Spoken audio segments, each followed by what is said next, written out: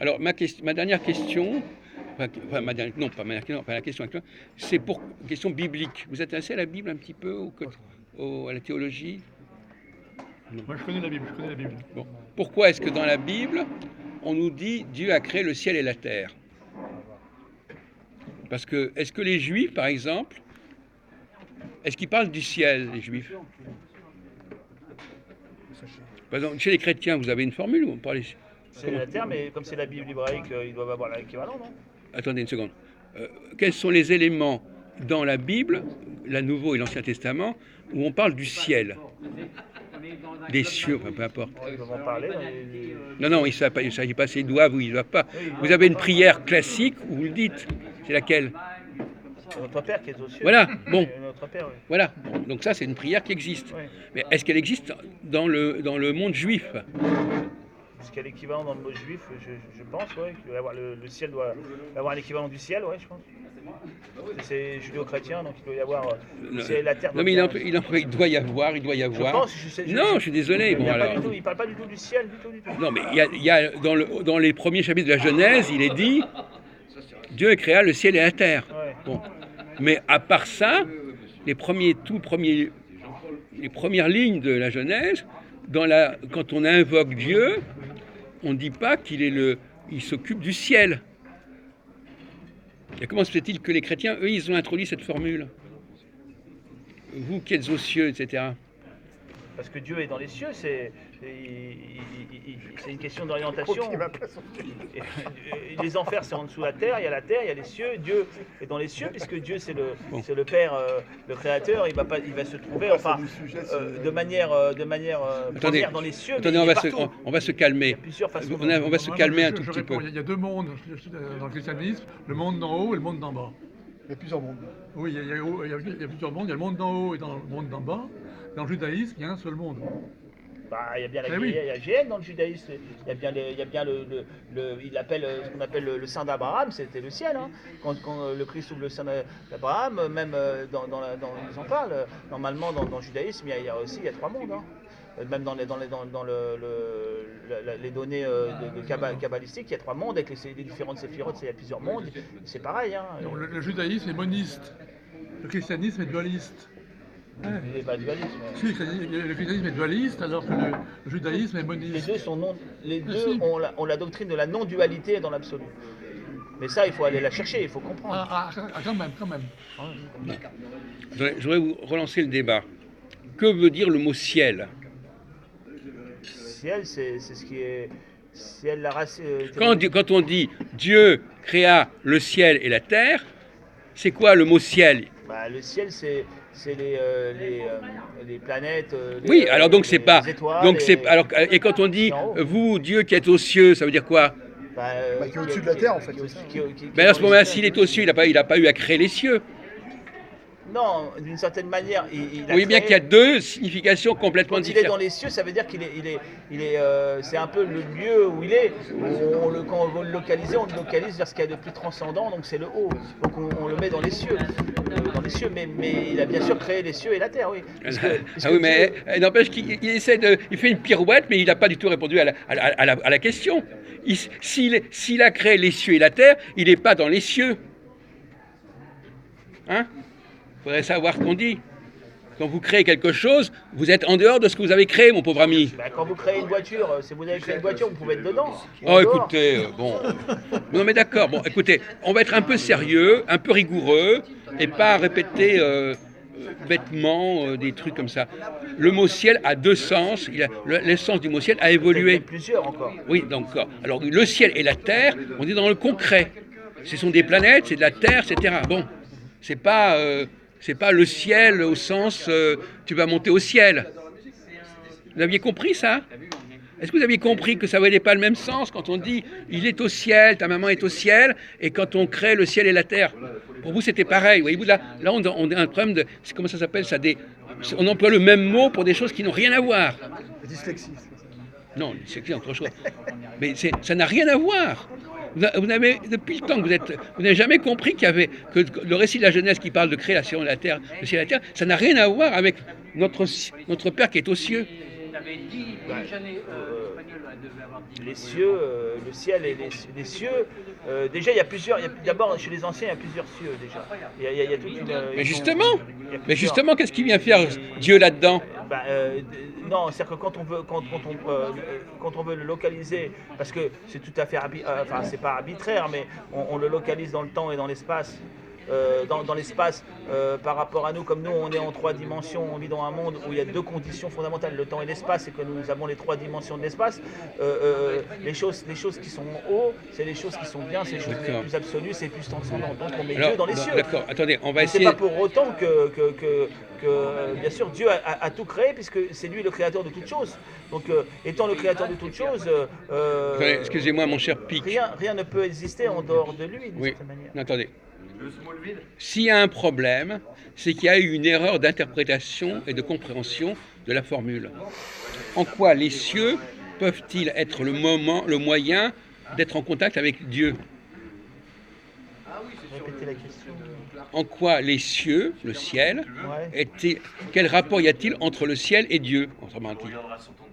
Le ciel, c'est la partie supérieure, c'est la partie où se trouvent les anges d'une certaine manière, où se trouvent les choses supérieures, où se trouvent les planètes qui sont au niveau matériel. Je repose le problème autrement.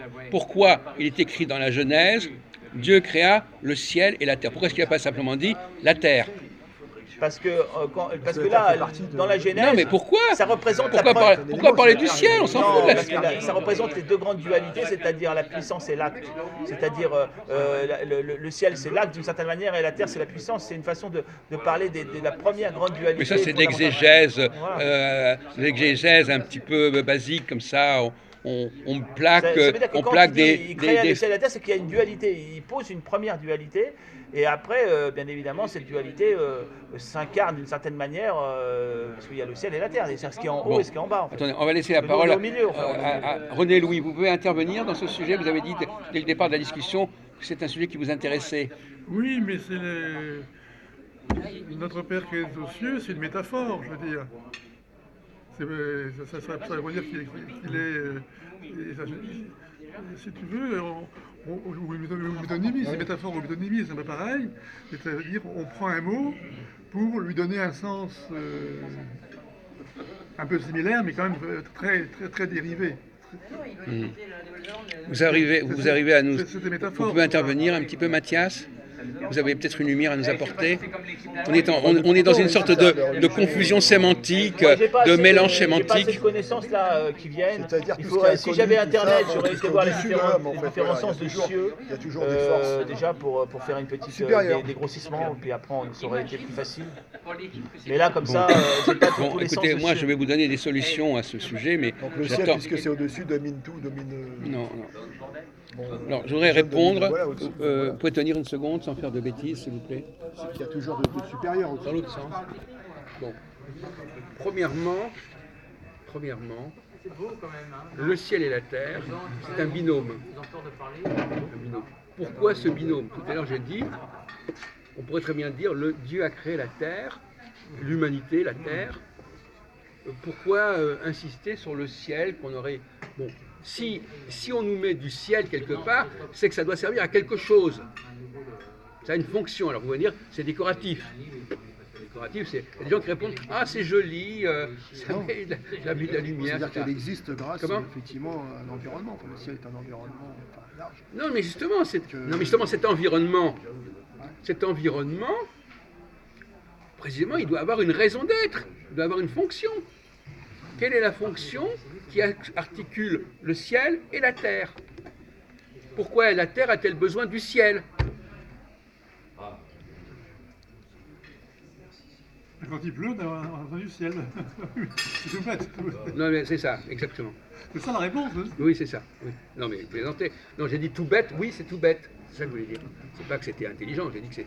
C'est des complémentaires, le ciel et la terre, pour la vie. Complémentaires. Est-ce qu'aujourd'hui, par exemple, en 2019, est-ce qu'aujourd'hui, l'existence du ciel est-elle si intéressante pour la Terre? tel qu'on voit au niveau de l'anthropologie actuelle? Est-ce que c'est si important qu'est-ce que ça nous apporte le ciel finalement? C'est l'aviation qui nous bombarde, c'est ça le ciel.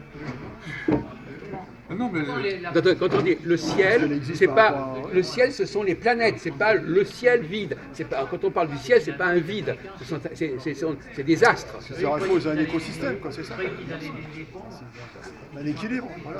Il a besoin d'être intégré. C'est intéressant, il y a un point aveugle absolument extraordinaire là. Excusez-moi, madame, je peux vous prendre la scène? Ah oui, c'est... Voilà, faites un peu le ménage. Donc il y a un point aveugle absolument énorme là. C'est c'est extraordinaire. le monde lunaire chez Aristote, Voilà. et nous, c'est le monde sublunaire. Oui, Ouais. effectivement, oui. Surlunaire et sublunaire. Mais à quoi ça sert tout ça? C'est-à-dire qu'on est sous la sphère de la Lune, c'est-à-dire c'est la dernière sphère justement dans les différents cieux et différentes sphères. Et la dernière, après c'est la Terre. Et le monde lunaire est bien réglé, comme une horloge, Bah tout est réglé comme une horloge. Hein. dans le monde lunaire. Même dans le monde, dans d'autres mondes, le désordre, tous les désordres, à la fin, ils équilibrent à l'ordre. En fait, le désordre n'existe pas, le mal n'existe pas. Tout ça, à la fin, il y a que le principe, et le principe est immuable, et il n'y a que lui et rien d'autre, si on réfléchit un petit peu à l'illusoire. Mais bon. Alors, on va essayer d'avancer. Hein. Est-ce que vous avez entendu parler de l'astrologie? Ah oui, oui, oui. Comment se fait-il que ce mot n'a pas été prononcé dans cette discussion? Ah, moi j'y pensais. Ouais, vous ne l'avez pas dit. C'est dommage. Ouais, parce que c'est l'étude du Non, ciel. l'astrologie- L'observation, par de Non, l'observation. mais l'astrologie, sa théorie à l'astrologie, c'est que pour comprendre ce qui se passe sur cette terre, il faut regarder ce qui se passe dans le ciel. Oui, Et l'observation. le ciel serait une clé du comportement des sociétés humaines. Et c'est intéressant que vous n'ayez pas, que dans votre théologie personnelle, il y a une espèce de point aveugle total sur la possibilité que les astres agissent sur les hommes et permettent de comprendre le fonctionnement des hommes. Comment ça se... Alors expliquez-moi. J'ai pas parlé des rayons tout à l'heure? Vous n'avez pas mis ce problème-là en avant, alors c'était une évidence, ça n'est pas sorti de votre cerveau. Hein? Je continue. Donc c'est intéressant.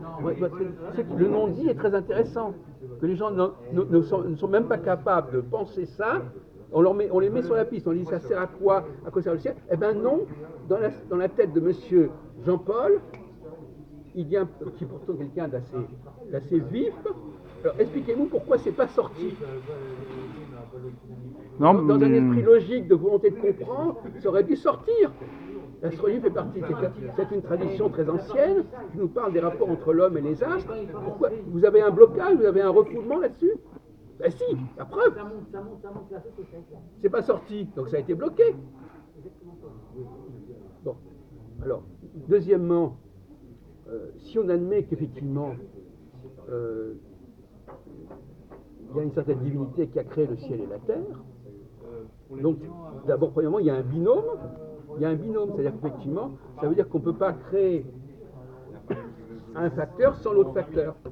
Oui, c'est des complémentaires, c'est ça, Non, mais ça, c'est pas complémentaire, c'est un mot qui ne veut rien dire.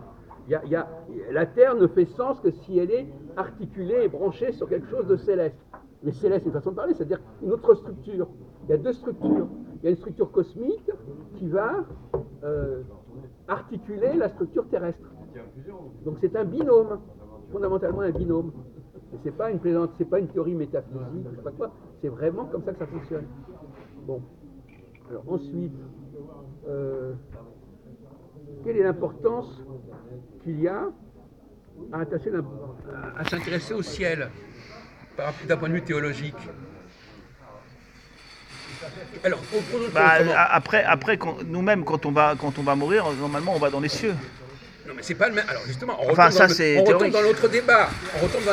C'est pas les cieux, c'est pas ces cieux-là. Oui. C'est pas les mêmes cieux. C'est un autre mot. Donc il y a une espèce de dérapage la sémantique. Vous aggravez votre cas là. Donc effectivement, la question c'est est-ce que qu'est-ce que c'est que la loi? Voilà. La loi de Dieu, c'est quoi la loi de Dieu? Bah, la loi, c'est la règle. Chez les Juifs, il y a la loi de Dieu. Oui, c'est une règle qui réglemente le fonctionnement des de l'univers. Non, attendez, restons-en. Attendez, on parle pas de l'univers là, on parle de l'humanité. Et entre autres, au niveau... Non, on parle de l'humanité. Oui, Alors, ne parlez pas de l'univers. Ah, Vous il faut bien commencer non, par le non, haut. mais hein. la loi de l'humanité, celle qui est donnée par Moïse, c'est pas la loi de l'univers.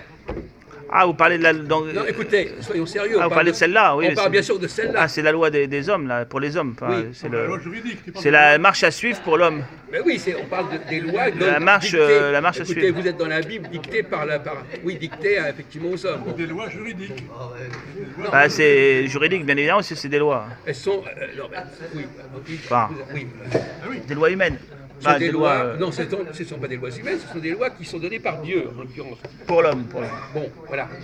Alors, ces lois qui sont données par Dieu, c'est quoi ces lois? Ben, c'est le mode d'emploi de l'humanité, comment doit-elle se comporter envers le principe et envers les autres, et voilà. Oui. Et alors, est-ce que ces lois concernent le ciel? Concerne le ciel. Est-ce qu'on concerne les lois cosmiques? Euh, Est-ce que les lois juridiques ont un rapport avec les lois Oui, cosmiques? à travers le... Si, bien évidemment, à travers la liturgie. La liturgie, on fait ça à certains moments, selon des règles de Alors, si ça n'est prescription. pas un rapport, c'est un Si, problème. il y a un rapport. S'il n'y a aucun rapport entre les lois... Si, ça se ressemble. Ah ben non, ben alors, vous voyez, vous êtes pris au dépourvu, là. Les lois, Finalement. tout ce qui est rituel en relation entre le ciel et la terre, des périodes, des moments précis de l'année et tout ça. Attendez, Non. voilà, parce qu'on ne vous voit plus, là. Donc, je repose la question. Les lois, est-ce que les lois juridiques sont différentes des lois cosmiques ou des lois divines? Elles s'adressent pas aux mêmes êtres, mais... Pourquoi pas les mêmes êtres? Les lois de l'univers... Non, attendez, il y a des vous nous lois- laissez tranquille avec les lois de Il y a des l'univers. lois qui régissent les choses les lois physiques, il y a des lois psychologiques, il y a des lois sociales, oui. Attendez, on parle, laissez de côté les lois de l'univers, on n'en a rien à foutre ici. Tout ça, ce sont des règles. Donc là, vous parlez particulièrement des règles qui régissent l'homme, les rapports de Oui, l'homme. est-ce que les lois qui régissent l'homme Ouais. sont des lois qui ont rapport avec le cosmos? Avec oui, il y a aussi, bien sûr. lesquelles Tout ce qui est en relation avec la liturgie, les Ça a rapport avec le cosmos. Alors, oui, Ah oui, alors. puisque à certaines périodes de l'année, selon le solstice d'été, solstice Bon. d'hiver, Alors, vous voyez bien, on donc, doit bien faire des choses. Alors donc là, au voyez-vous, début de l'année. tout fin à de l'heure, l'année. donc voyez-vous, il dit des choses qu'il aurait dû dire il y a 1 heure, parce que mais vous dites, C'est à lui parler. Hein, moi, vous êtes en train de, c'est amusant ce que vous êtes en train de dire. Vous êtes en train de maintenant de nous dire que finalement, oui, c'est vrai, finalement, il y a des lois du cosmos qui déterminent le temps, etc. Tout à l'heure, vous étiez tout à fait à côté de la plaque. Je l'écoutais parler, je ne pouvais pas parler en même temps que lui. Hein, donc, Mais non, mais vous n'en avez pas écouté. Bon, ça va. Non. Je veux dire, les lois de l'univers, on les cherche. On parle pas on ne Alors parle que pas des lois. Les lois Une fois, j'ai mis humaines, ma main dans la juridiques, poche, je l'ai trouvé une. on les alors, reçoit. Elles ne sont pas toutes perdues. Tu reçois les lois humaines, les lois juridiques, alors que c'est l'inverse pour les lois humaines. C'est amusant. Les lois célestes, quelles sont les lois célestes? Quelles sont les lois de la physique? C'est une question. Mais ce qui est amusant là, c'est que à vous écouter, il y a soit les lois humaines, soit les lois physiques. Or, là, on n'est pas ni dans l'un ni dans l'autre en réalité. C'est ça que vous n'avez pas compris. Les lois posées par Dieu pour organiser la société humaine, ce ne sont ni les lois du cosmos au sens large du terme. C'est ni les lois que les hommes inventent. Donc finalement, il y a un point aveugle. Vous n'avez pas compris que les lois dont on parle ne sont ni l'une ni l'autre. Ce ne sont ni des lois juridiques, ni des lois universelles. C'est des lois théologiques, c'est ça? Ce sont des lois qui sont liées, par exemple, à la Lune, comme par exemple la Lune, le Soleil, mais éventuellement. Mais la Lune et le Soleil, c'est notre cosmos à nous. C'est pas le cosmos de l'univers. Donc vous confondez notre petit monde, notre petite terre, notre petit ciel, parce que la question est de savoir, quand on dit Dieu créa le ciel et la terre, il créa c'est le ciel de qui qu'il a créé? Le ciel de la terre. Ah bah c'est sûr. Hein. Non mais pas le ciel en soi, le ciel pour la terre. C'est pas du tout pareil. C'est le ciel qui permet de faire fonctionner. Chronologiquement, il a mis le ciel avant la terre, donc le ciel est antérieur à la terre, si on met une chronologie. Ça n'a aucune importance. Et après, toutes les autres créations, les animaux, les hommes, les plantes, tout ça, viennent après. Mais c'est notre monde à nous. On parle pas des autres mondes. C'est là, il y a une erreur théologique majeure.